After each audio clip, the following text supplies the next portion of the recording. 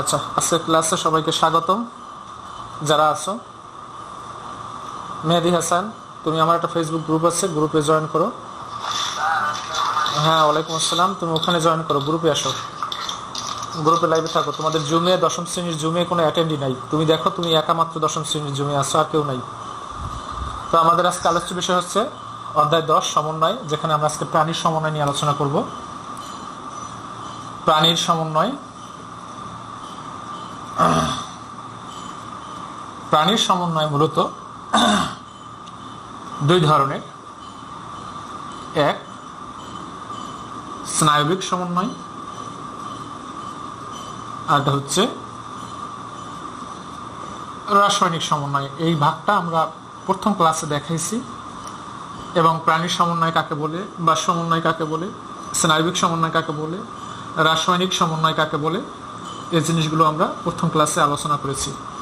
আমি তারপর রিপিট করি যে স্নায়ুতন্ত্রের মাধ্যমে যে সমন্বয়টা হয় তাকে বলা হয় স্নায়বিক সমন্বয়, আর রাসায়নিক পদার্থ বা হরমোনের মাধ্যমে যে সমন্বয়টা হয় তাকে বলা হয় রাসায়নিক সমন্বয়। স্নায়বিক সমন্বয়টা হয় মূলত স্নায়ুতন্ত্রের মাধ্যমে। আমরা সবাই জানি যে স্নায়ুতন্ত্র কাকে বলে, যে যে তন্ত্রের মাধ্যমে প্রাণী বাইরের পরিবেশের সাথে দেহের অভ্যন্তরীণ পরিবেশের সংযোগ স্থাপন করে এবং বিভিন্ন উদ্দীপনা গ্রহণ করে, উদ্দীপনার পরিপ্রেক্ষিতে বিভিন্ন সাড়া প্রদান করে থাকে এবং দেহে স্থিতিশীলতা বজায় রাখে এবং এই প্রক্রিয়াকে বলা হয় স্নায়বিক সমন্বয়। এই স্নায়বিক সমন্বয় মূল যে চাবিকাঠি বা মূল যে চালায় সেটা হচ্ছে আমাদের স্নায়ুতন্ত্র। এই স্নায়ুতন্ত্রের ভাগটা আমাদের শিখতে হবে। স্নায়ুতন্ত্রকে দুই ভাগে ভাগ করা যায়। একটা হচ্ছে কেন্দ্রীয় স্নায়ুতন্ত্র,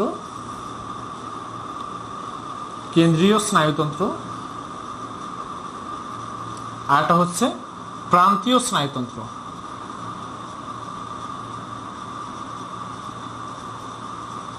ভাগটা একটু মনে রাখবা, কারণ ভাগটা আমাদের সামনে লাগবে।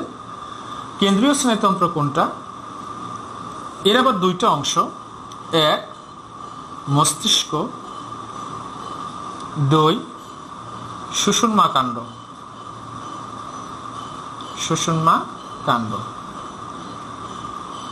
কেন্দ্রীয় স্নায়ুতন্ত্র দুই ভাগে ভাগ করা যায়, মস্তিষ্ক এবং সুষুম্না কাণ্ড। প্রান্তীয় স্নায়ুতন্ত্রকে দুই ভাগে ভাগ করা যায়। এক, করোটি ও সুষুম্না স্নায়ু, আর একটা হচ্ছে স্বয়ংক্রিয় স্নায়ুতন্ত্র। এই করোটিক ও সুষুম্না স্নায়ুকে আবার দুই ভাগে ভাগ করা যায়। এক, করোটিক স্নায়ু। দুই, সুষুম্না স্নায়ু। স্বয়ংক্রিয় স্নায়ুতন্ত্রকে আবার দুই ভাগে ভাগ করা যায়। আমি এখানে লিখি। এক, সিম্প্যাথেটিক, আর দুই নম্বর হচ্ছে প্যারাসিম্প্যাথেটিক। এখন আমরা আজকে রাসায়নিক সমন্বয় নিয়ে একেবারেই আলোচনা করব না।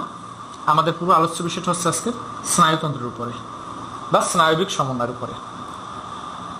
আমরা স্নায়ুতন্ত্রের ডেফিনিশন শিখলাম। এবারে কেন্দ্রীয় স্নায়ুতন্ত্র কাকে বলে। আমরা এক কথায় বলবো, মানুষের মস্তিষ্ক এবং সুষুম্না কাণ্ডকে একত্রে বলা হয় কেন্দ্রীয় স্নায়ুতন্ত্র। মস্তিষ্ক এবং সুষুম্না কাণ্ডকে একত্রে বলা হয় কেন্দ্রীয় স্নায়ুতন্ত্র। এটাকে ইংরেজিতে বলা হয় সেন্ট্রাল নার্ভাস সিস্টেম। প্রান্তীয় স্নায়ুতন্ত্র ইংরেজিতে বলা হয় পেরিফেরাল নার্ভাস সিস্টেম, অর্থাৎ সংক্ষেপে বললে আমরা সিএনএস এবং পিএনএস। কেন্দ্রীয় স্নায়ুতন্ত্রের দুইটা অংশ, মস্তিষ্ক এবং সুষুম্না কাণ্ড। এখন আমরা দেখব যে মস্তিষ্ক কোনটা, সুষুম্না কাণ্ড কোনটা। ধরো এটা হচ্ছে আমাদের মাথার বাইরের দিকে আমরা জানি একটা খুলি থাকে। এটা খুলি, একজন মানুষের মাথার আকৃতি। এই মাথার মধ্যে আমাদের স্নায়ুতন্ত্রের একটা বিশাল অংশ অবস্থান করে। এরকম বিশাল একটা অংশ অবস্থান করে। তো মাথার খুলিকে বলা হয় ইংরেজিতে স্কাল, বাংলায় বললে বায়োলজির ভাষায় করোটি। তো মাথার খুলি কিন্তু এই পর্যন্ত, অলমোস্ট আমাদের এই পর্যন্ত। এই মাথার খুলির নিচের দিকে একটা বড় ছিদ্র আছে, কিন্তু এই ছিদ্রকে বলা হয় ফোরামেন ম্যাগনাম। ফোরামেন ম্যাগনাম, প্রায় জ্ঞানমূলক প্রশ্ন এটা আসে যে ফোরামেন ম্যাগনাম কি। করটির নিচের দিকে যে বড় ছিদ্রটা থাকে তাকে বলা হয় ফোরামেন ম্যাগনাম। এখন এই যে খুলির মধ্যে বা করটির মধ্যে স্নায়ুতন্ত্রের যে অংশটা অবস্থান করে খুলির মধ্যে, সেটাকে বলা হয় মস্তিষ্ক বা ব্রেইন। মস্তিষ্ক বা ব্রেইন। তাহলে আমরা মস্তিষ্ক কাকে বলে শিখে গেলাম যে মানুষের করটি বা স্কাল বা খুলির মধ্যে কেন্দ্রীয় স্নায়ুতন্ত্রের যে অংশটা অবস্থান করে তাকে বলা হয় স্কাল বা ব্রেইন।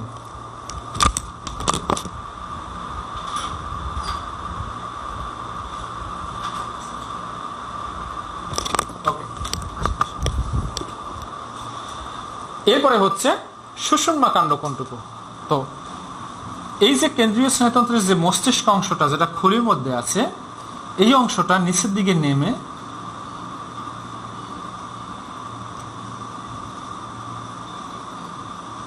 দিকে নেমে এই ছিদ্র দিয়ে বের হয়ে যায়। এই যে ছিদ্র, এই ছিদ্র দিয়ে বের হয়ে যায়। এবং আমরা জানি যে আমাদের ঘাড়ের পরে এখানে কতগুলো কশেরুকা থাকে, কশেরুকাগুলো দিয়ে মেরুদণ্ড তৈরি হয়। এই মেরুদণ্ডের মধ্যে একটা ছিদ্র আছে, এই ছিদ্রের মধ্য দিয়ে এই যে মস্তিষ্ক থেকে নিচের দিকে অংশটা এই মেরুদণ্ডের মধ্য দিয়ে চলে যায়।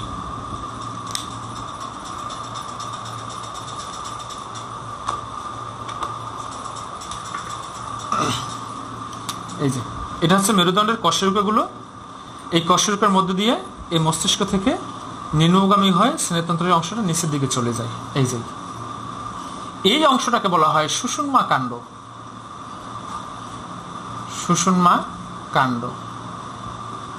তাহলে আমরা মস্তিষ্ক দেখলাম, সুষুম্না কাণ্ড দেখলাম। যে সুষুম্না কাণ্ড কোনটুকু, যে কেন্দ্রীয় স্নায়ুতন্ত্রের যে অংশটা মেরুদণ্ডের মধ্য দিয়ে অগ্রসর হয়ে নিচের দিকে নেমে যায়, এই অংশটাকে বলা হয় সুষুম্না কাণ্ড। এর আরেক নাম হচ্ছে মেরুরজ্জু। তোমরা অষ্টম শ্রেণীতে পড়ছো মেরুরজ্জু। এর ইংরেজি নাম হচ্ছে স্পাইনাল কর্ড। এই নামটা আশা করি তোমরা শুনছো, স্পাইনাল কর্ড। তাহলে কেন্দ্রীয় স্নায়ুতন্ত্র থেকে দুইটা অংশ আমরা শিখে গেলাম, মস্তিষ্ক কাকে বলে এবং সুষুম্না কাণ্ড কাকে বলে। এরপরে প্রান্তীয় স্নায়ুতন্ত্র কাকে বলে আমরা একটু দেখব। যে এই যে কেন্দ্রীয় স্নায়ুতন্ত্রের দুইটা অংশ মস্তিষ্ক এবং সুষুম্না কাণ্ড, এখান থেকে কিছু স্নায়ু সুতা বের হয়, স্নায়ু সূত্রক, এরকম লম্বা লম্বা স্নায়ু সূত্রক বের হয়। আমরা জানি যে স্নায়ু সূত্রক তৈরি হয় আমাদের নিউরন দ্বারা। এখানে একটা নিউরন আছে, এখানে একটা নিউরন আছে, এখানে একটা নিউরন আছে। এই নিউরনগুলো দ্বারা একটার সাথে একটা যুক্ত হয়ে লম্বা সুতার মতো স্নায়ু সূত্রক তৈরি করে। এই মস্তিষ্ক থেকে এরকম জোড়ায় জোড়ায় কিছু স্নায়ু সূত্রক বের হয়। বের হয়ে আমাদের দেহের বিভিন্ন অঙ্গ প্রত্যঙ্গ চলে যায়। মস্তিষ্ক থেকে এরকম জোড়ায় জোড়ায় মোট 12 জোড়া স্নায়ু সুতা বের হয়। কয় জোড়া? 12 জোড়া। 12 জোড়া মস্তিষ্ক থেকে এই 12 জোড়া স্নায়ু সূত্রক বের হয়ে দেহের বিভিন্ন অঙ্গ প্রত্যঙ্গ চলে যায়। এই 12 জোড়া স্নায়ু সূত্রকে বলা হয় করটিক স্নায়ু। দেখো, প্রান্তীয় স্নায়ু দুই ভাগ, একটা হচ্ছে করটিক স্নায়ু ও সুষুম্না স্নায়ু, আর হচ্ছে স্বয়ংক্রিয় স্নায়ু। করটিক সুষুম্নাকে দুই ভাগ করছি, করটিক স্নায়ু এবং সুষুম্না স্নায়ু। তাহলে মস্তিষ্ক থেকে বা করটি থেকে বা স্কাল বা খুলির ভেদ করে যে সকল স্নায়ু সুতা উৎপত্তি লাভ করে দেহের বিভিন্ন অঙ্গ প্রত্যঙ্গ বিস্তৃতি লাভ করে তাদেরকে বলা হয় করটিক স্নায়ু। তাহলে করটিক স্নায়ু কয় জোড়া? 12 জোড়া। অনুরূপ আমাদের সুষুম্না কাণ্ড বা মেরুরজ্জু বা স্পাইনাল কর্ড আছে, এখান থেকে এরকম স্নায়ু সূত্রক বের হয়। এই একটা কশেরুকা, এই একটা কশেরুকা, দুইটা কশেরুকার মাঝখানে একটু ফাঁকা জায়গা আছে, ওই ফাঁকা জায়গার মধ্য দিয়ে এই স্নায়ু সূত্রগুলো এরকম জোড়ায় জোড়ায় বের হয়ে যায়, জোড়ায় জোড়ায়। এখান থেকে মোট 31 জোড়া বের হয়, 31 জোড়া। তাহলে সুষুম্না কাণ্ড বা মেরুরজ্জু বা স্পাইনাল কর্ড থেকে যে জোড়ায় জোড়ায় মোট 31 জোড়া স্নায়ু বের হয়, এই 31 জোড়া স্নায়ুকে বলা হয়েছে সুষুম্না স্নায়ু। এই যে সুষুম্না স্নায়ু 31 জোড়া।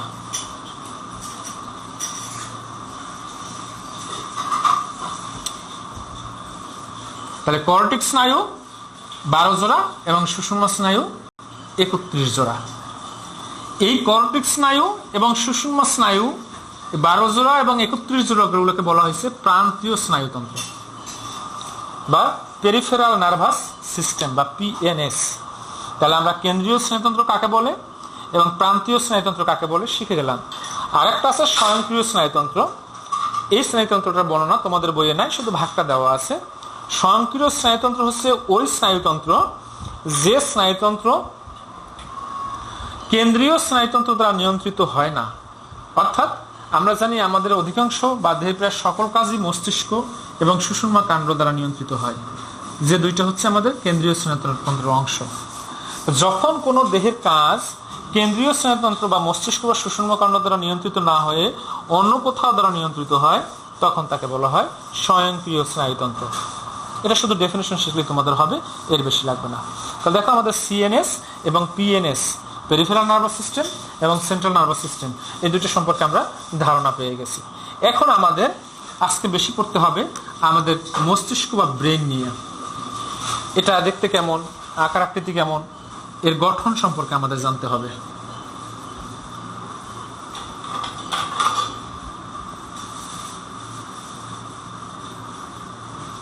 আচ্ছা, তাহলে আমরা ব্রেন নিয়ে আজকে আলোচনা করব, বা ব্রেন বা মস্তিষ্ক। ব্রেন বা মস্তিষ্ক। এখন মস্তিষ্কটা একটু আঁকতে হবে আমাদের। আবারও ধরলাম এটা আমাদের মাথার খুলি বা স্কাল।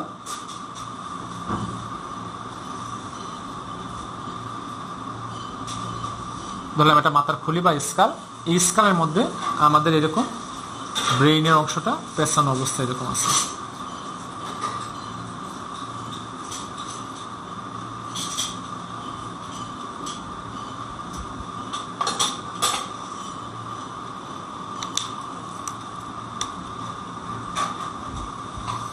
এটা হচ্ছে সুষুম্না কাণ্ড।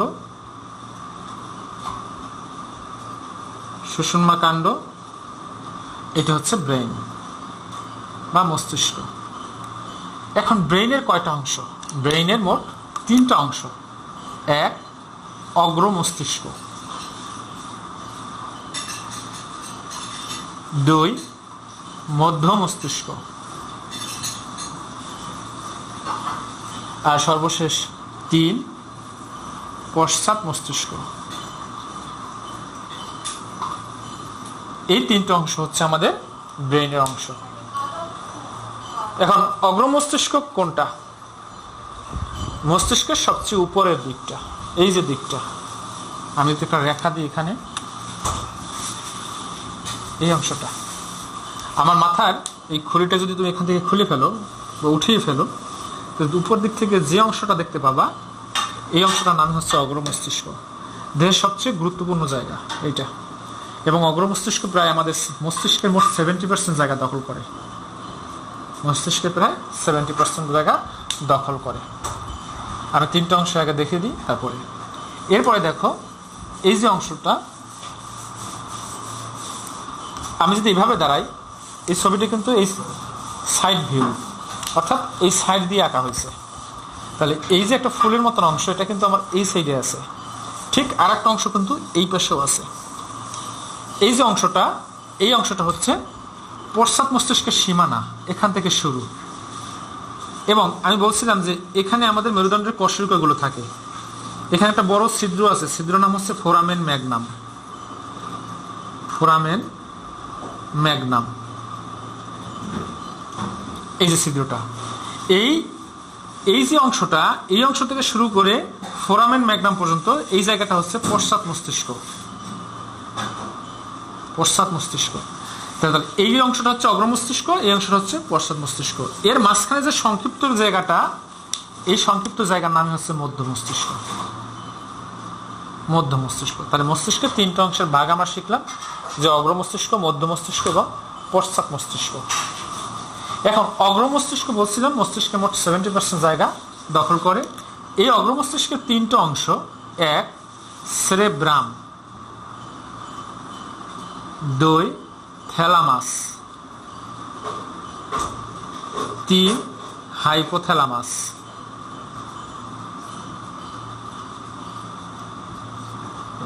এই যে বড় জায়গাটা দেখতে পাচ্ছ তোমরা, এই যে বড় প্রশস্ত জায়গা, এটা নামই হচ্ছে থ্যালামাস।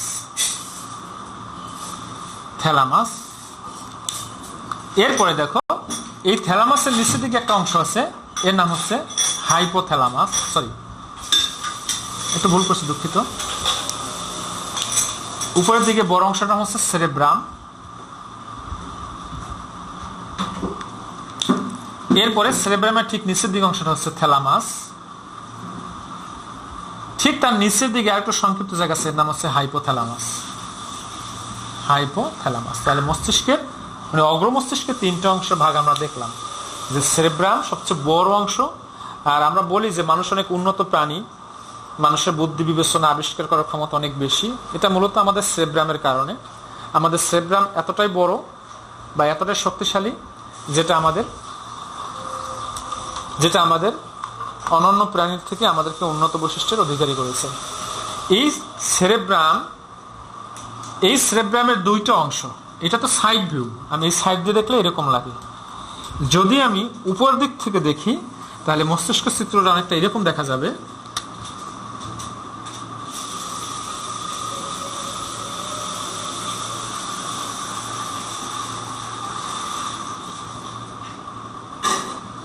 অনেকটা এরকম দেখা যাবে, এই যে এরকম। তাহলে এই যে উপরের দিকে বড় অংশটার নাম হচ্ছে সেরেব্রাম। সেরেব্রামের দুইটা অংশ, এই একটা অংশ, এই একটা অংশ। প্রত্যেকটা অংশকে বলা হয় cerebral hemisphere. Cerebral hemisphere. Cerebral কি দিয়ে তৈরি? সেরেব্রাম পাশাপাশি দুটি সেরেব্রাল হেমিস্ফিয়ার দিয়ে তৈরি হয়েছে। এবং এই দুইটা সেরেব্রাল হেমিস্ফিয়ার নিচের দিকে একটা নিউরন দ্বারা তৈরি একটা সূত্রকের সাথে যুক্ত হয়েছে। ওই সূত্রকে বলা হয় কার্পাস ক্যালোসাম। কার্পাস ক্যালোসাম। যে সেরেব্রাল হেমিস্ফিয়ার ভিতরের দিকে, পিছনের দিকে, ওইদিকে নিচের দিকে দুটো একটা স্নায়ু সূত্র দ্বারা পরস্পর যুক্ত থাকে। দুইটা অংশ এরকম দুটো অংশ, এরকম দুটো অংশ। এই অংশ দুটো নিচের দিকে যুক্ত থাকে, একটা আরেকটার সাথে যুক্ত থাকে। ওই যুক্ত থাকে যে তন্তু দ্বারা, তার নাম হচ্ছে কার্পাস ক্যালোসাম।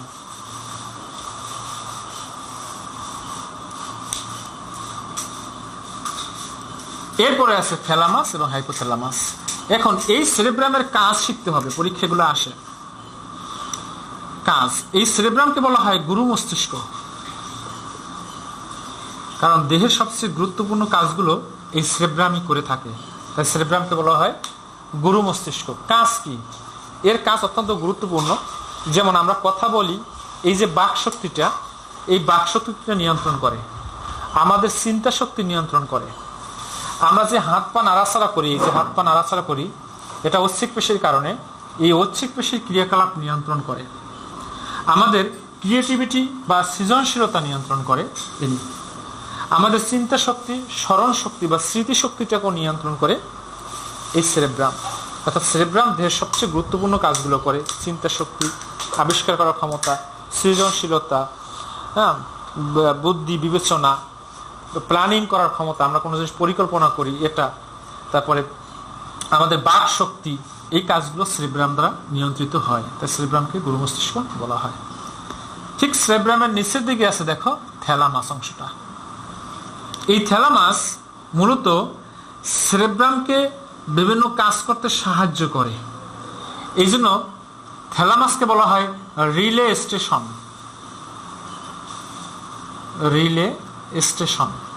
অর্থাৎ দেহের বিভিন্ন দিক থেকে যত উদ্দীপনা আসে সেটা সেরেব্রামে যাওয়ার আগে প্রথমে থ্যালামাসে যাবে, থ্যালামাসে যাওয়ার পরে থ্যালামাস সেটাকে সেরেব্রামে পাঠাবে। যেহেতু সে সরাসরি কোনো উদ্দীপনা সরাসরি সেরেব্রামে ঢোকার আগে প্রথমে কার ভিতরে ক্যাপচার হয়, থ্যালামাসের কাছে ক্যাপচার হয়।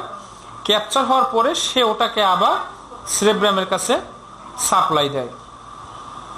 এই জন্য থ্যালামাসকে বলা হয় আমাদের রিলে স্টেশন। সে বিভিন্ন খবরাখবর বা বিভিন্ন উদ্দীপনাগুলো প্রথমে ধরে আবার পাঠিয়ে দেয়, এই জন্য রিলে স্টেশন বলা হয়। এছাড়া থ্যালামাস আমাদের কিছু কাজ করে, যেমন আমাদের ব্যক্তিত্ব বিকাশ হয়। এই যে আমাদের পার্সোনালিটি বা ব্যক্তিত্ব বিকাশ ঘটায়, এটা থ্যালামাস দ্বারা ঘটায়। তারপরে হঠাৎ যখন যেটাকে বলা হয় ঘুম চক্র, ঘুম, আমরা সকালবেলা ফজরে আজান শুনলে ঘুম ভেঙে যায়, রাত 10টা-12টার সময় আমাদের ঘুম পায়। এই যে একটা ঘুমের ভিতরে ছন্দময়তা বা ঘুমন্ত ব্যক্তিকে হঠাৎ জাগিয়ে তোলা, এই ছন্দময়তা এটা নির্ভর হয় এই সেরেব্রাম দ্বারা, থ্যালামাস দ্বারা নিয়ন্ত্রিত হয়। এই জন্য বলা হয় থ্যালামাস আমাদের রিলে স্টেশন হিসেবে কাজ করে। থ্যালামাস আমাদের ব্যক্তিত্বকে বিকাশ করে। থ্যালামাস আমাদের ভিতরে ঘুম চক্রকে নিয়ন্ত্রণ করে। এরপর হচ্ছে হাইপোথ্যালামাস। এই হাইপোথ্যালামাস মূলত আমাদের ক্রোধ, আমরা রাগান্বিত হই, ক্ষুধা, ভয়, স্পর্শ, তাপ, চাপ, বিভিন্ন উদ্দীপনা, এই জিনিসগুলো নিয়ন্ত্রণ করে থাকে। তাহলে হাইপোথ্যালামাস কি করে? চাপ, তাপ, স্পর্শ, অর্থাৎ আমাদের বিভিন্ন যে সেন্স কাজগুলো আছে, যে আমরা স্কিনের মাধ্যমে তাপ, চাপ, আলো, স্পর্শ, ভয়, ক্ষুধা, রাগ, ক্রোধ, ঘৃণা, আবেগ, ভালোবাসা যেগুলো আছে, এই প্রকাশগুলো ঘটায় হাইপোথ্যালামাস দ্বারা। এছাড়াও হাইপোথ্যালামাস আমাদের দেহের ভিতরে যে হরমোন ক্ষরণ হয়, সেই হরমোন ক্ষরণটাকেও নিয়ন্ত্রণ করে থাকে। তাহলে আমাদের অগ্রমস্তিষ্কের 3টা অংশ, তাদের অবস্থান দেখলাম এবং কাজ দেখলাম, কোন অংশ কি কাজ করে থাকে। নেক্সট হচ্ছে মধ্য মস্তিষ্ক। মধ্য মস্তিষ্ক হচ্ছে অগ্র এবং মধ্য মস্তিষ্ক। এটা হচ্ছে অগ্র, আর এটা হচ্ছে অগ্র এবং এটা হচ্ছে পশ্চাৎ। এই অগ্র মস্তিষ্ক এবং পশ্চাৎ মস্তিষ্কের মাঝখানে যে সংক্ষিপ্ত জায়গা, এটার নাম হচ্ছে মধ্য মস্তিষ্ক। এই মধ্য মস্তিষ্ক আমাদের মূলত যে কাজটা করে সেটা হচ্ছে আমাদের শ্রবণ ও ভারসাম্য রক্ষা করে এবং আমাদের দর্শনেও সাহায্য করে। অর্থাৎ শ্রবণ আমরা কান দিয়ে করি, শ্রবণ এবং ভারসাম্য দুইটাই আমরা কান দিয়ে করি, আর দর্শন মূলত আমরা চোখ দিয়ে করি। অর্থাৎ আমাদের দেখা এবং শোনার কাজ, এই কাজটা আমাদের নিয়ন্ত্রণ হয় কোন জায়গা দিয়ে? আমাদের মধ্য মস্তিষ্ক দিয়ে। এটা প্রায় নৈবত্তিকে আসে যে মানুষের মধ্য মস্তিষ্কের কাজ কোনটা। এছাড়াও আমাদের মধ্য মস্তিষ্ক বিভিন্ন পেশি, দেখো আমি যখন হাতটা নাড়াই, এই যে হাতটা নাড়াই, তো যখন হাতটা নাড়াই এখানে কিন্তু ঐচ্ছিক পেশি আছে, অনৈচ্ছিক পেশি আছে, স্নায়ু পেশি আছে, অনেক ধরনের পেশি আছে, স্নায়ুকলা আছে। তো বিভিন্ন পেশির মধ্যে সমন্বয় সাধন করে, কারণ এখানে ঐচ্ছিক পেশিও আছে, অনৈচ্ছিক পেশিও আছে। তো যখন আমি হাত নাড়াচাড়া করি তখন এখানে আমার ঐচ্ছিক পেশিও নাড়াচাড়া করতে আছে বা সংকোচন প্রসারণ হতে আছে, পাশাপাশি অনৈচ্ছিক পেশিও সংকোচন প্রসারণ হচ্ছে বা নাড়াচাড়া করতে আছে। এই যে দুইটা পেশির মধ্যে যে একটা সমন্বয় ঘটানো, এই সমন্বয় ঘটানোটা মধ্য মস্তিষ্ক দ্বারা নিয়ন্ত্রিত হয়। ঠিক আছে, তাহলে মধ্য মস্তিষ্ক কাজ হয়ে গেল। 2-3টা কাজ করে, শ্রবণ ও ভারসাম্য কাজ, দর্শনের কাজ করে এবং আমার বিভিন্ন পেশির মধ্যে সমন্বয় সাধন করে। পশ্চাৎ মস্তিষ্ক, এই পশ্চাৎ মস্তিষ্কে মূলত 3টা অংশ, এগুলো বুঝে দিই। পশ্চাৎ মস্তিষ্কের 3টা অংশ, দেখো আমরা এই থেকে শুরু করে এখানে যে ফোরামেন ম্যাগনামটা ছিল এই পর্যন্ত অংশটাকে বলছিলাম পশ্চাৎ মস্তিষ্ক। এখানে 3টা অংশ, এই যে একটা ফুলের মতন অংশ বা উপবৃদ্ধি, এই অংশটাকে বলা হয় সেরেবেলাম। সেরেবেলাম, একটু দেখো, অগ্র মস্তিষ্কের অংশ হচ্ছে সেরেব্রাম, আর পশ্চাৎ মস্তিষ্কের প্রথম অংশটার নাম সেরেবেলাম। দুইটার মধ্যে অনেক সময় পার্থক্য চলে আসে। আমরা বলবো সেরেব্রাম হচ্ছে অগ্র মস্তিষ্কের সবচেয়ে গুরুত্বপূর্ণ অংশ, যেটাকে গুরু মস্তিষ্ক বলা হয়। পক্ষান্তরে পশ্চাৎ মস্তিষ্কের আরেকটা নাম হচ্ছে লঘু মস্তিষ্ক। লঘু মস্তিষ্ক। পশ্চাৎ মস্তিষ্কে 2টা অংশে বিভক্ত থাকে, কি? সেরেবেলাম। সেরেব্রামের ঠিক এই পাশে দেখো একটা জায়গা আছে, এই যে এর নাম হচ্ছে পন্স। এরপরে ঠিক ফোরামেন ম্যাগনামের উপরের দিকে যে জায়গাটা, এই জায়গাটাকে বলা হয় মেডুলা অবলঙ্গাটা। অবলঙ্গাটা। তাহলে আমরা তিনটে অংশ পাইলাম, 1 সেরেব্রাম, 2 পন্স, আর 3 নম্বরে হচ্ছে মেডুলা অবলঙ্গাটা। এখন আমাদের এর কাজগুলো পড়তে হবে যে সেরেব্রামের কাজ কি। সেরেব্রামের মূল কাজ হচ্ছে যে আমাদের পেশির ভিতরে যে টান ভাব আছে, পেশির টানটা রক্ষা করে। পেশি কিন্তু আমাদের সর্বদা টান অবস্থায় থাকে, এই পেশির টান এটা রক্ষা করে। খুব বেশি একটা প্রশ্ন নৈবত্তিকে আসে, সেটা হচ্ছে যে আমাদের চলাচলের সময় এবং দৌড়নের সময় যে সকল পেশি দায়ী, ওই সকল পেশিগুলোকে নিয়ন্ত্রণ করে সেরেবেলাম। অর্থাৎ লাফানো, তোমাদের বইয়ে উল্লেখ আছে, লাফানো ও দৌড়ানোর জন্য দায়ী পেশিগুলোকে নিয়ন্ত্রণ করে। ঠিক আছে, পেশির টানকে নিয়ন্ত্রণ করে। লাফানো এবং দৌড়ানোর সময় যে পেশিগুলো আমাদের কাজ করে, সেই পেশিগুলো আমাদের নিয়ন্ত্রণ করে। আর দেহের ভারসাম্য নিয়ন্ত্রণ করে, এও দেহের ভারসাম্য নিয়ন্ত্রণ করে থাকে। তাহলে সেরেবেলামের 3টা কাজ আমরা পাইলাম। পেশির টান নিয়ন্ত্রণ করবে, দেহের ভারসাম্য নিয়ন্ত্রণ করবে, এবং লাফানো এবং দৌড়ানোর সময় যে পেশিগুলো আমাদের দায়ী, সেই পেশিগুলো সে নিয়ন্ত্রণ করে থাকবে। এরপরে এই জায়গাটা হচ্ছে পন্স। তো পন্সের খুব বেশি কাজ তোমাদের বইয়ে নাই, আসলে মনে হয় তোমাদের শেখারও দরকার নাই, যেহেতু বইয়ে না থাকলে শিখে আর কি করবা। তারপরও আমি এক লাইনে একটু কাজগুলো বলে দিই যে পন্সের কাজ কি। পন্স হচ্ছে মধ্য মস্তিষ্কে, দেখো ঠিক নিচের দিকে একটা জায়গা, খুব সংক্ষিপ্ত একটা জায়গা, এর নাম হচ্ছে পন্স।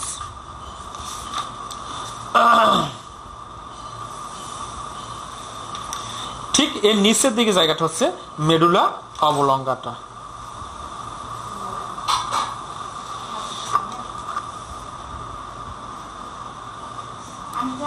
এই পন্স আমাদের এই যে থ্যালামাস যেমন রিলে স্টেশন হিসেবে কাজ করছিল, এই পন্সও আমাদের রিলে স্টেশন হিসেবে কাজ করে। অর্থাৎ দেহের নিচের দিক থেকে যে উদ্দীপনাগুলো আসে, এই উদ্দীপনাগুলো পশ্চাৎ মস্তিষ্কের পন্সে আসে, সেখান থেকে স্নায়ু সূত্রকের মাধ্যমে থ্যালামাসে যায় এবং থ্যালামাস থেকে সেরেব্রামে যায়। তাহলে পন্সের 1 নম্বর কাজ হচ্ছে এটা রিলে স্টেশন হিসেবে কাজ করে। 2 নম্বরে হচ্ছে দেহের দুপাশে যে পেশিগুলো আছে, এই যে আমাদের এই পাশে এবং এই পাশে যে পেশিগুলো আছে দুই পাশে, এই দুই পাশের পেশিগুলোকে সে নিয়ন্ত্রণ করে থাকে পন্স। এবং সর্বশেষ মেডুলা অবলঙ্গাটা, এটার কাজ একটু বেশি।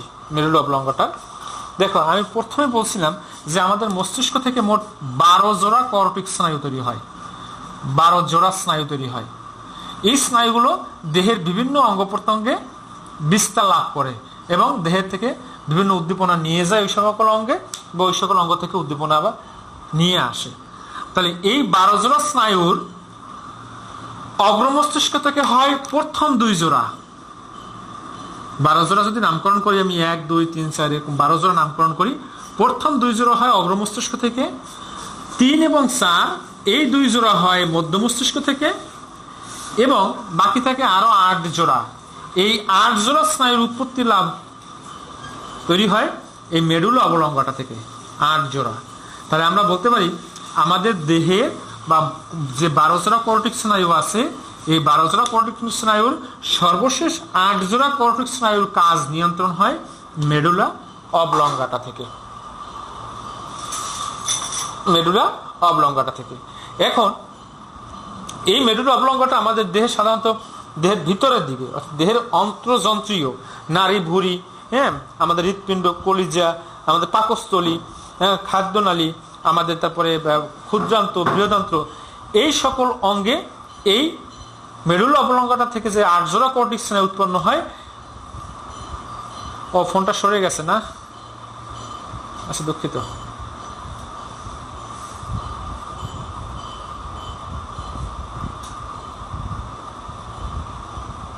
আচ্ছা, যেটা বলছিলাম যে আমাদের সেই মস্তিষ্ক থেকে যে 8 জোড়া কর্টেক্স স্নায়ু তৈরি হয়, সেই 8 জোড়ার ভিতরে 12 জোড়া কর্টেক্স স্নায়ু তৈরি হয়, সেই 12 জোড়া থেকে সর্বশেষ 8 জোড়া কর্টেক্স স্নায়ু তৈরি হয় আমাদের মেরুলা অবলঙ্কাটা থেকে। এবং মেরুলা অবলঙ্কাটা থেকে যে 8 জোড়া কর্টেক্স তৈরি হয়, এবং এরা বলছিলাম যে আমাদের খাদ্যনালীতে যায়, ফুসফুসে যায়, পাকস্থলীতে যায়, হৃৎপিণ্ডে যায়, এবং খাদ্যনালীতে খাদ্য গিলতে সাহায্য করে, হৃৎপিণ্ডের সংকোচন প্রসারণ হতে সাহায্য করে, ফুসফুসের সংকোচন প্রসারণ হতে সাহায্য করে, পাকস্থলীতে বিভিন্ন খাবার যাওয়ার সাথে সাথে বিভিন্ন এনজাইম সিক্রেশন হয়, এই এনজাইম সিক্রেশন বা এনজাইম নিঃসরণে সাহায্য করে। তাহলে আমরা দেখো মস্তিষ্কের 3টা অংশ, অগ্র মস্তিষ্ক, মধ্য মস্তিষ্ক এবং পশ্চাৎ মস্তিষ্ক, এই 3টা অংশের কাজ আমরা জানলাম আজকে। এবং তাদের মধ্যে যে ভাগগুলো আছে, সেরেবেলাম, থ্যালামাস, হাইপোথ্যালামাস, আবার পশ্চাৎ মস্তিষ্কের 3টা ভাগ আছে, সেরেবেলাম, পন্স এবং মেরুলা অবলঙ্কাটা। তো 10:30 বেজে গেছে, তোমাদের নেক্সট ক্লাসও আছে। ঠিক আছে, আজকে এই পর্যন্তই। সবাই ভালো থাকো, সুস্থ থাকো। আসসালামু আলাইকুম।